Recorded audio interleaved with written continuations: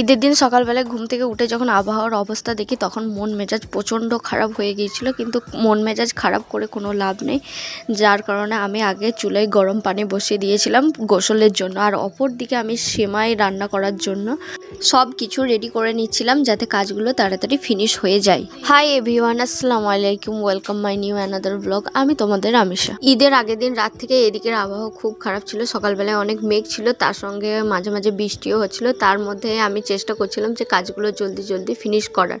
এইখানে প্রথমে আমি লাচ্ছাটা রেডি করে নিচ্ছিলাম এবং লাচ্ছাটা রেডি করে অপর দিকে আমি সেমাই রান্নাটা শুরু করে দিয়েছিলাম। সেমাইটা রান্না করার সময় আমার মায়ের কথা অনেক মনে পড়ছিল।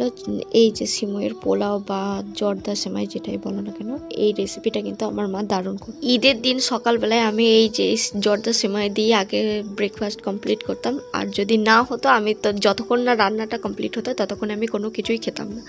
কিন্তু আমি রান্না বান্না যতই করি না কেন আমার মায়ের মতো টেস্টটা কিন্তু আমি আনতে পারি। এই মানুষ একবার চলে যায়, তাকে যেহেতু ফেরত পাওয়া যায় না, তার রান্নার স্বাদ কি করে ফেরত পাওয়া যাবে। যাই হোক, এখানে আব্বার ভাই রেডি হচ্ছিল, তাদেরকে তাদের প্রয়োজন মতো জিনিস আমি দিয়ে দিয়েছিলাম এবং নেক্সট আমি আবার আমার রান্নায় মনোযোগ দিয়েছি। আমি অলওয়েজ চেষ্টা করি আমার মন খারাপটা আমার নিজের মধ্যেই আবদ্ধ রেখে ফ্যামিলির মানুষের সঙ্গে ঈদটা ভালোভাবে কাটাতে, কিন্তু আমি যতই চেষ্টা করি আমার কষ্টটা কিন্তু আমি লুকাতে পারি না। আর যে আমার আত্মার সঙ্গে মিশে রয়েছে, যার রক্ত আমার শরীরে বইছে, তাকে আমি কি করে ভুলে যাই। হয়তো কোনোদিনও সম্ভব নয়, তবে এই ঈদ বা স্পেশাল ওকেশনগুলোতেই আমার বেশিরভাগ এই বিষয়টা ভেবেই আমার বেশি মনটা খারাপ। যাই হোক, এরপর আমি রান্না কমপ্লিট করে গোসল করে রেডি হচ্ছিলাম, আর এমন সময় ভাই আর আব্বা কিন্তু ঈদের নামাজ পড়ে বাড়ি ফিরে এসেছিল, আর এখানে বুনি আর আমি তাদের সঙ্গে ঈদ সালামি নিচ্ছিলাম।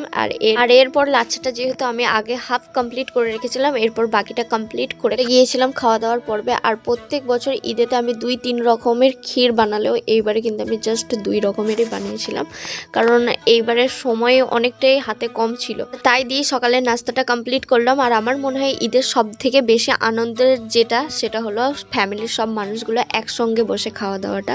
এই খাওয়া দাওয়াটার মধ্যেই যেন সব থেকে বেশি আনন্দটা লুকিয়ে থাকে। চাচ্ছি তো কাল নেই, জানি না নেক্সট ইয়ার থাকবো কিনা, তারও কোনো গ্যারেন্টি নেই, নিঃশ্বাসের কোনো বিশ্বাস নেই, তাই এই দিনগুলোই হয়তো তখন স্মৃতি হিসেবে থেকে যাবে। আর এরপর আমি যেহেতু বেশি মিষ্টি খেতে পারি না, তাই আমি অল্প করে খাওয়া দাওয়াটা কমপ্লিট করে নিয়েছি। খাওয়া দাওয়ার পর্ব শেষে আমরা কিছু ছবি তুলেছিলাম, যা অনলাইন আগেই আমি পোস্ট করেছি। এই ছবি এবং এই ভিডিওগুলোই পরবর্তী সময়ে কিছু স্মৃতি হিসেবে রয়ে যাবে। আর এরপর নেক্সট কিন্তু আমার স্টুডেন্ট এসেছিল আমার সঙ্গে দেখা করতে, ঈদের শুভেচ্ছা জানাতে, তাই আমিও তার সঙ্গে একটা সেলফি তুলে রেখে দিয়েছিলাম। এরপর দেখি আমার ভাই রেডি হচ্ছে ঘুরতে যাওয়ার জন্য, তাই তারও একটু ভিডিও ক্লিপস নিয়ে নিয়েছিলাম। আর এরপর আমি দুপুরের জন্য রান্না বান্না